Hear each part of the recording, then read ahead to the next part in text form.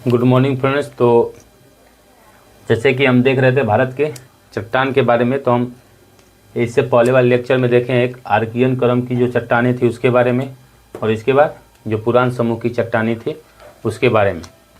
आज हम देखेंगे द्रविड़ क्रम की चट्टान। द्रविड़ क्रम की चट्टान हम बताए थे कि इसका कोई सब टाइप नहीं है, तो बस इसमें इतना लिख लीजिए कि इस क्रम की चट्टान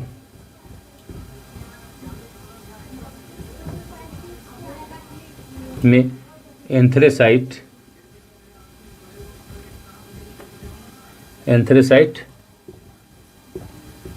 कोयला पाया जाता है। एंथ्रेसाइट कोयला पाया जाता है। अब इसमें एंथ्रेसाइट कोयला क्यों पाया जाएगा? क्योंकि हम बताए थे कि जो जीवन चक्र है वो विंध्यन क्रम की चट्टानें से ही स्टार्ट हो गई थी। इसके बाद क्या हुआ कि जब इसमें मान लीजिए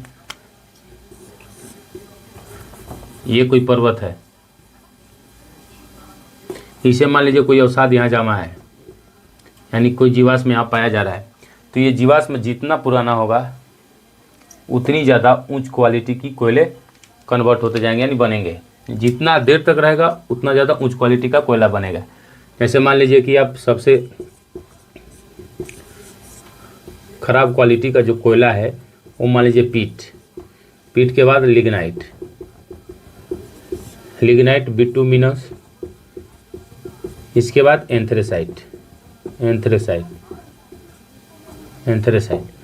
तो ये मान लीजिए सबसे ख़राब क्वालिटी का है, इससे थोड़ा बेहतर क्वालिटी का ये है, इससे थोड़ा बेहतर क्वालिटी का ये है बिटुमिनस से थोड़ा बेहतर क्वालिटी का एंथ्रेसाइट है।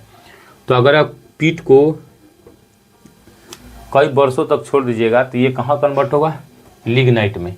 अगर लिग्नाइट को कई वर्षों तक छोड़ दीजिएगा तो ये बिटुमिनस में कन्वर्ट होगा, और बिटुमिनस को कई वर्षों तक छोड़ दीजिएगा तो ये एंथ्रेसाइट में कन्वर्ट हो जाएगा। तो इसमें आप देख रहे हैं कि विंध्यन क्रम की चट्टानों से कहीं कहीं जीवाश्म मिलना शुरू हुआ है। तो जब वहाँ से जीवाश्म मिलना शुरू हुआ है तो जो जीवाश्म दबेंगे, मान लीजिए इस पर्वत के नीचे जो जीवाश्म दबेंगे वो सबसे क्या होंगे? पुराने होंगे, क्योंकि इसके बाद जो चट्टानें बनेंगी वो नवीन प्रकार की चट्टानें होंगी, नई चट्टानें होंगी। तो ये बाकी जो चट्टानें बनेंगी, जो आर्य प्रकार की जो चट्टान बनेगी उससे पुराना ये द्रविड़ क्रम की चट्टानें हैं। तो जब इससे पुराना है तो इसका मतलब इसमें जीवाश्म कई वर्षों तक दबे होंगे। जब ये जीवाश्म कई वर्षों तक दबे होंगे तो इसी से ये क्या होगा?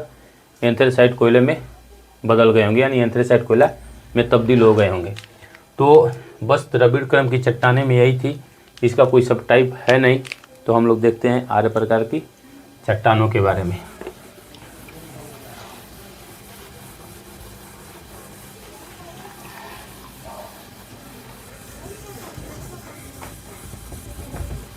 और भारत में याद रखिएगा, भारत में एंथ्रेसाइट कोयला कहाँ पाया जाता है? तो भारत में एंथ्रेसाइट कोयला, यहाँ देख लीजिए भारत में एंथ्रेसाइट कोयला कहाँ कहाँ पाया जाता है।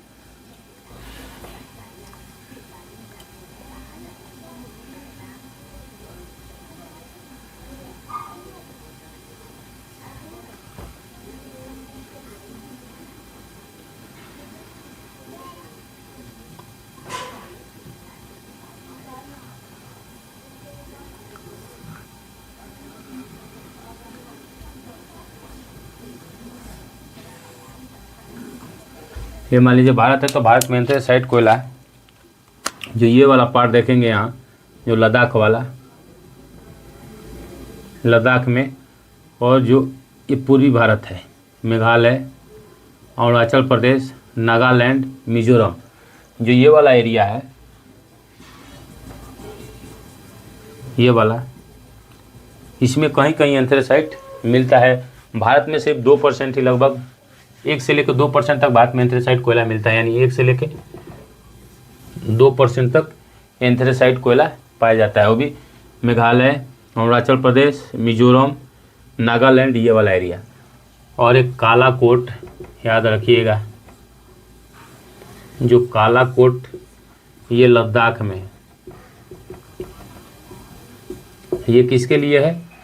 एंथ्रेसाइट कोयला के लिए। एंथ्रेसाइट, क्योंकि कभी कभी पूछ लेता है कि ये जगह कहाँ है, तो ये एंथ्रेसाइट कोयला के लिए है, कालाकोट, लद्दाख, जम्मू कश्मीर में। तो अब भारत में एंथ्रेसाइट कोयला लगभग 1 से 2% ही मिलता है। तो बस ये द्रविड़ करब की चट्टानों के बारे में था।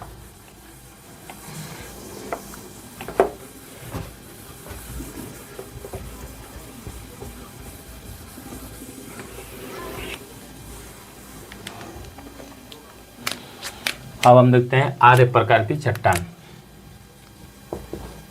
चौथा टाइप है आर्य प्रकार की चट्टान। इसमें बताए थे कि इसमें 4 प्रकार की चट्टानें पाई जाती हैं। एक गोंडवाना,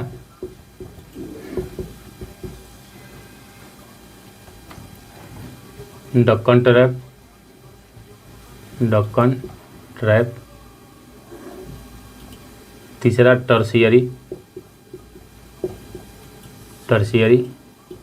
चौथा क्वाटेनरी। तो टर्शियरी और क्वाटेनरी, गोंडवाना, दक्कन ट्रैप, ये 4 प्रकार की चट्टानें पाई जाती हैं। तो हम पहले देखते हैं गोंडवाना क्रम की चट्टान के बारे में।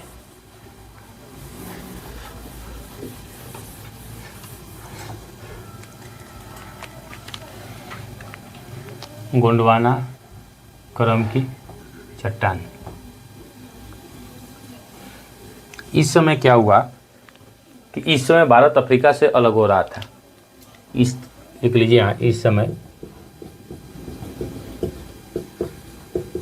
भारत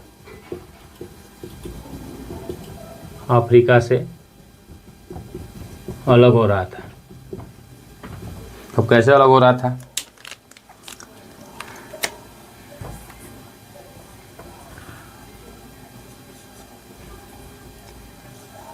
जैसे हम बताए थे,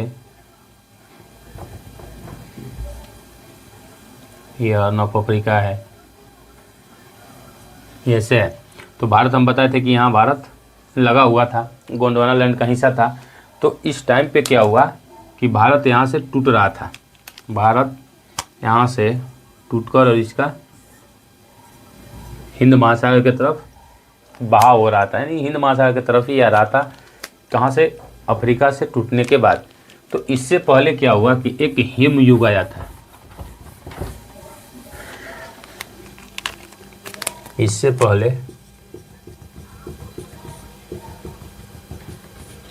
एक हिम युग आया था। ये कैसे पता चलता है? तो जो अवशेष दबे हैं गोंडवाना क्रम के चट्टानों के नीचे, उससे पता चलता है कि इससे पहले एक हिम युग आया था। अब हिम युग कैसे आएगा? क्योंकि आप देखते हैं कि जब भारत उस समय गोंडवाना लैंड का हिस्सा था, तो यहाँ पे जो ध्रुव देखते हैं, यहीं पे अंटार्कटिका था। तो इसी अंटार्कटिका से इधर क्या आया था? हिम युग। अंटार्कटिका से इधर हिम युग आया था, क्योंकि भारत यहीं मेडागास्कर के पास था, दक्षिण अफ्रीका के पास लगा हुआ। तो ये मान लीजिए यहाँ अफ्रीका है, यहीं पे अंटार्कटिका था, ये भी गोंडवाना लैंड का हिस्सा था, और यहाँ पे भारत मेडागास्कर के पास यहाँ लगा हुआ था। तो जब भारत यहाँ इस क्रम में अलग हो रहा था, तो इससे पहले यहाँ से हिम युग आया था अंटार्कटिका से, क्योंकि ये ध्रुव है, ध्रुव पे हमेशा बर्फ जमा रहता है। तो यहीं से हिम का फैला हुआ था किधर? गोंडवाना लैंड की तरफ, और गोंडवाना लैंड भारत का हिस्सा था। तो इसीलिए इस क्रम में हिम युग आया था। ये पता चलता है जो गोंडवाना क्रम की चट्टानें हैं उसमें जमे अवशेषों से। तो जब भारत का बहाव हो रहा था हिंद महासागर की तरफ, तो आप जानते हैं कि यहाँ पे क्या होगा? विषुवत रेखा है। जो अभी भारत देख रहे हैं वो भारत क्या है? विषुवत रेखा उधर है। हम पहले क्लास में बताए हैं कि 8.4 डिग्री जो भारत की मुख्य भूमि है वो विषुवत रेखा से 8.4 डिग्री उत्तर की तरफ है। तो इसका मतलब भारत कहीं ना कहीं विषुवत रेखा पे रहा होगा। भारत कभी ना कभी तो विषुवत रेखा पे रहा होगा। जब भारत इस विषुवत रेखा पे रहा होगा तो आप जानते हैं कि जो विषुवत रेखा है, विषुवत रेखा, वहाँ पे टेम्परेचर बहुत ज़्यादा रहता है। जब टेम्परेचर बहुत ज़्यादा रहता है, यहाँ पे ह्यूमिडिटी भी बहुत ज़्यादा रहती है। जब ह्यूमिडिटी बहुत ज़्यादा रहेगी, टेम्परेचर बहुत ज़्यादा रहेगा, इसका मतलब यहाँ पे बारिश होगी। यहाँ पे बारिश होगी, तो जब यहाँ बारिश होगी तो यहाँ पे वनस्पति का विकास होगा। यहाँ पे वनस्पति का विकास होगा। तो यहाँ पे लिखिए कि इससे पहले कि हिमयुग आया था। इसका पता कैसे लगता है ये हम आपको बता चुके हैं। भारत अफ्रीका से टूटने के बाद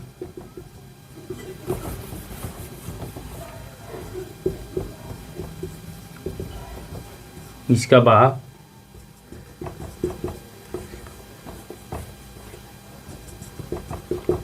अंगारा लैंड की तरफ हुआ।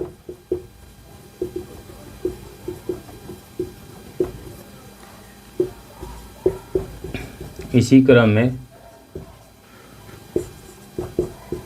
भारत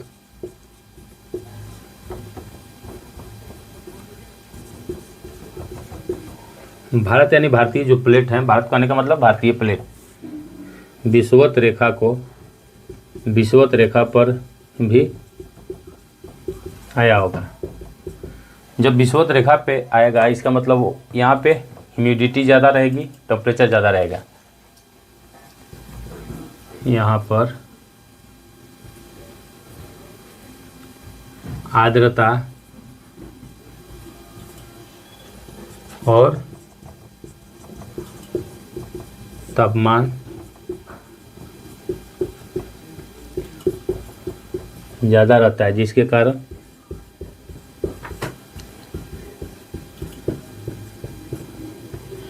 यहाँ पर सर्वाधिक वर्षा होती है।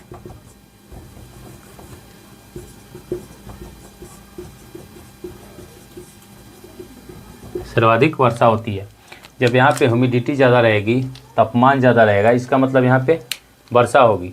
और जब वर्षा होगी तो यहाँ पे वनस्पति का विकास होगा, जिसके कारण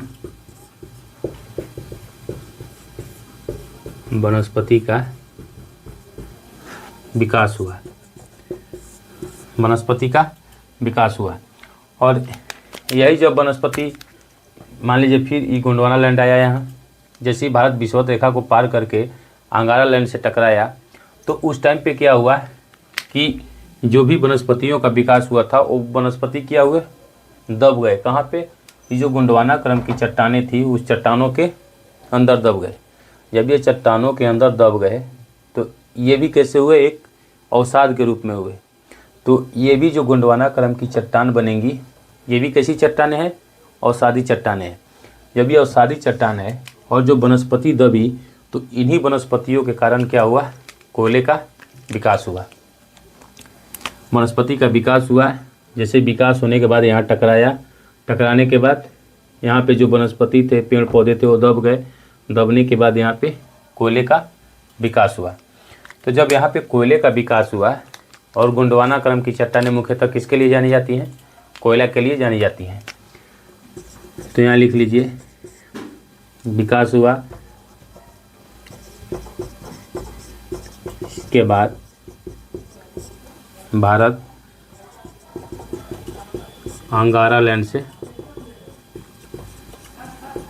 टकराया, जिसके कारण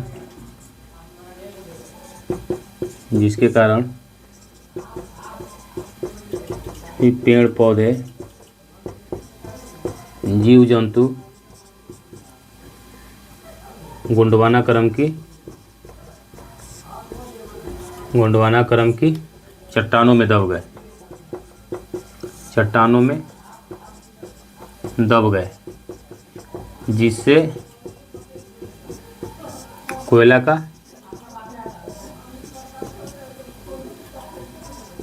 का निर्माण हुआ। कोयले का निर्माण हुआ। अब कोयले का निर्माण कैसे हुआ ये आपको पता चल गया। तो जो ये गोंडवाना क्रम की चट्टानें हैं, अब ये भारत में कहाँ कहाँ पाई जाती हैं, इसका विस्तृत क्षेत्र देख लीजिए कहाँ कहाँ ये पाई जाती हैं। कैसे निर्माण हुआ ये तो पता चल गया।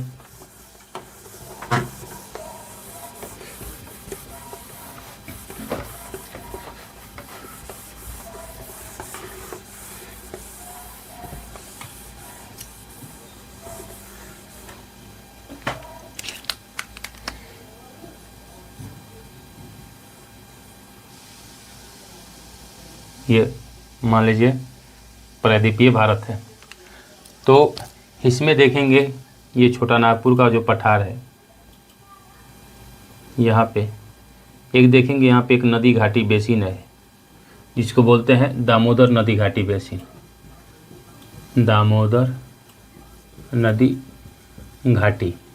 इसके बाद एक यहाँ देखेंगे महानदी घाटी, यह भी छत्तीसगढ़ से निकलती है, महानदी घाटी बेसिन। इसके बाद एक यहाँ देखेंगे, यह है गोदावरी नदी घाटी,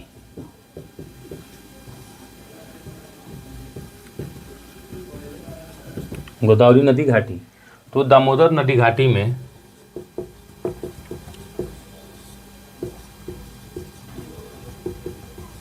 ये आप जानते हैं कि छोटा नागपुर के पठार से निकलकर झारखंड, झारखंड के बाद बंगाल होते हुए ये कहाँ, बंगाल की खाड़ी में गिर जाती है। तो ये जो दामोदर नदी घाटी है, दामोदर नदी घाटी में झारखंड में देखेंगे तो दो इलाके हैं, एक झरिया और बोकारो। झरिया बोकारो ये कहाँ है, झारखंड, झारखंड में।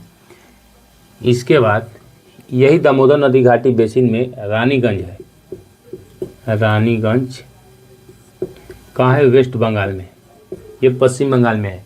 और सबसे पहले कोयला यहीं से निकाला गया था। यहाँ लिख लीजिए कि भारत में सबसे पहले कोयला यहीं निकाला गया था।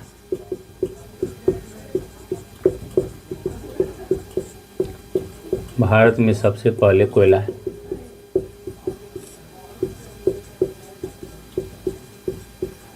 यहीं से निकाला गया था, क्योंकि ये क्वेश्चन भी कहीं पूछा गया है कि सब भारत में सबसे पहले कोयला कहाँ निकाला गया था।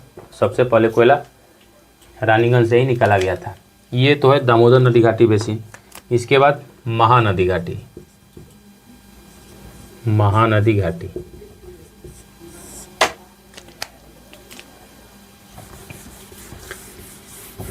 महानदी घाटी में दो क्षेत्र हैं, दो एरिया हैं, एक उड़ीसा में है तालचर और दूसरा है छत्तीसगढ़ में कोरबा। यहाँ लिखिए कोरबा, छत्तीसगढ़, छत्तीसगढ़, और एक है उड़ीसा में तलचर, तलचर उड़ीसा। इसके बाद गोदावरी नदी घाटी क्षेत्र देखिए, गोदावरी,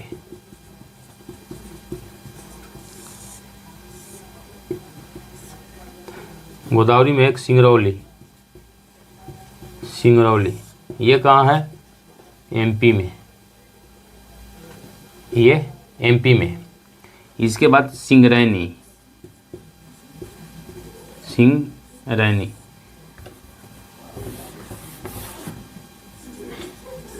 सिंगरैनी ये कहाँ है, तेलंगाना में।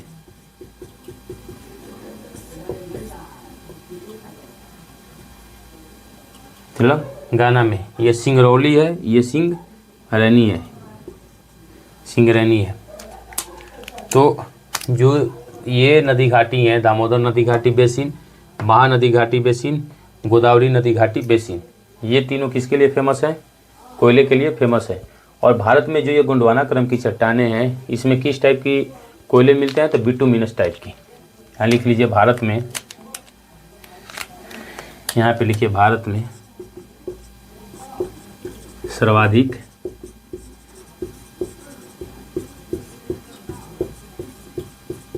बिटुमिनस प्रकार के कोयले मिलते हैं।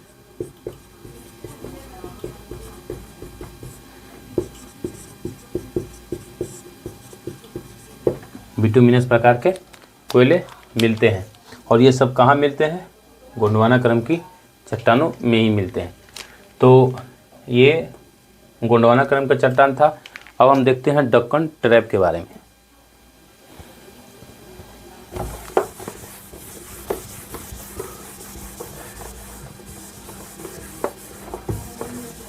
दक्कन ट्रैप का उतना इम्पोर्टेंट है नहीं, लेकिन थोड़ा बहुत जान जाइए उसके बारे में।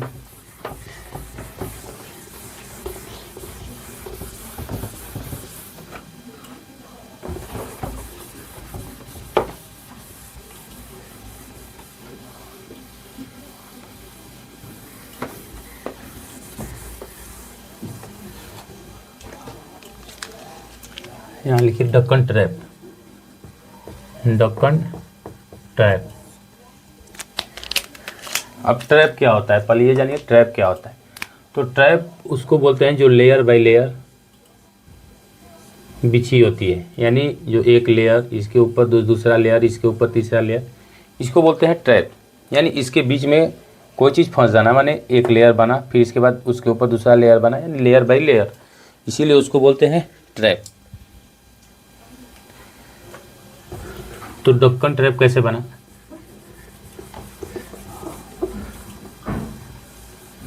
दक्कन ट्रैप कैसे बना पहले उसको देखिए। जैसे हम गोंडवाना क्रम के चट्टान के बारे में बताए थे कि भारत क्या हुआ, अफ्रीका से टूटने के बाद भारत का फैलाव किधर की तरफ हो रहा था? अंगारा लैंड की तरफ हो रहा था। तो इसी क्रम में जब ये ट्रैप बनेगा, इसका मतलब कि भारत अंगारा लैंड से टकरा गया है। तो जैसे ही भारत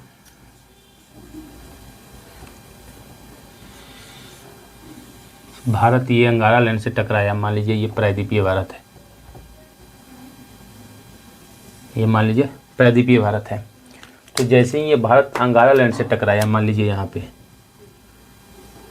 ये था, मान लीजिए चाइना वाला जो पार्ट है, ये मान लीजिए चाइना वाला पार्ट है।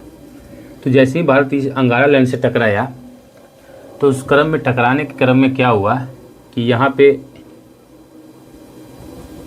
पामीर का गांठ का निर्माण हुआ। यहाँ पे पामीर का गांठ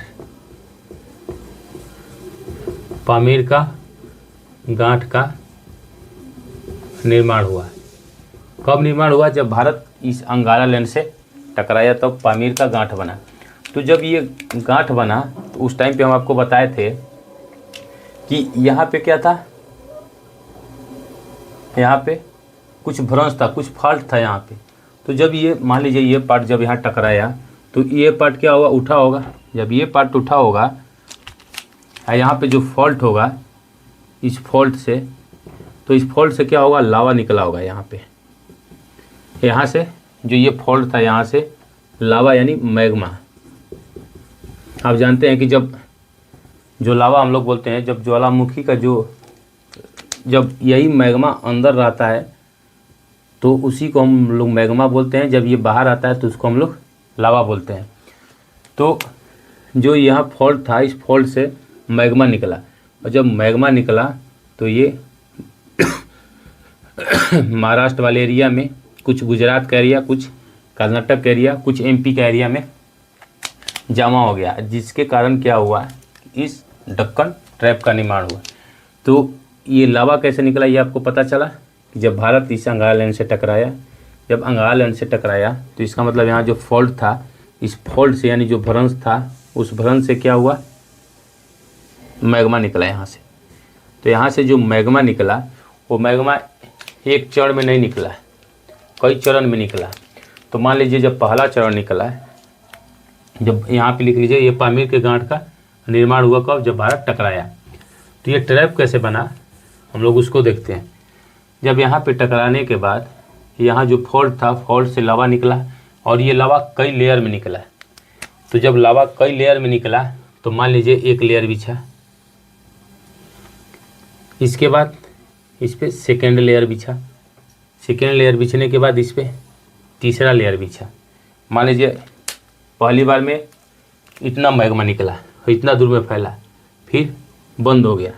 इसके बाद फिर कुछ देर बाद फिर ज्वालामुखी फटा, फिर मैग्मा बाहर आया, फिर ये दूसरा लेयर बिछा, फिर कुछ देर बंद हो गया, फिर कुछ दिन के बाद फिर ज्वालामुखी फटा, फिर मैग्मा बाहर आया, तीसरा लेयर बना। तो इस तरह से ये लेयर बाय लेयर बनता गया। इसीलिए इसको बोलते हैं डक्कन ट्रैप। इसीलिए इसको क्या बोलते हैं?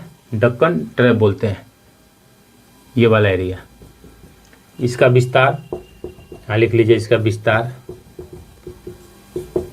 मुख्यतः महाराष्ट्र में है, महाराष्ट्र में है। लेकिन इसका विस्तार किस किस राज्य में है? तो महाराष्ट्र, मुख्यतः महाराष्ट्र में है, लेकिन महाराष्ट्र, गुजरात, कर्नाटक, कर्नाटक के बाद एमपी,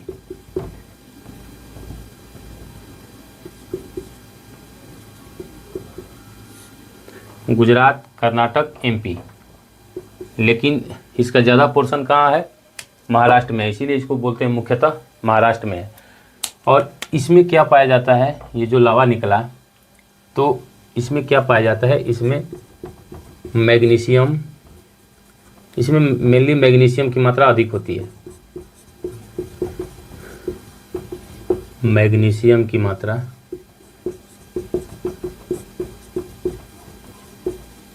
अधिक होती है, अधिक होती है। लेकिन इसमें सिर्फ मैग्नीशियम ही नहीं पाया जाता है, लेकिन ज़्यादा मात्रा मैग्नीशियम की होती है। लेकिन इसमें मैग्नीशियम, आयरन,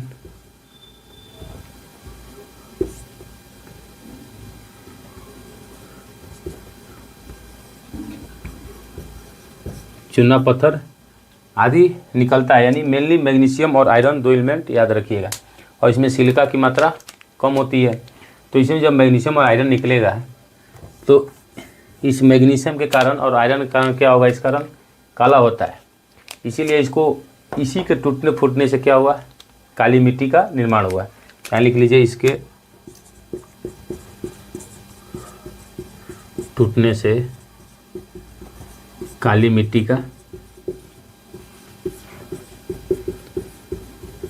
निर्माण हुआ, काली मिट्टी का निर्माण हुआ। और ये काली मिट्टी किसके लिए जानी जाती है? कपास की खेती के लिए, कपास की खेती के लिए उपयुक्त मानी जाती है, उपयुक्त।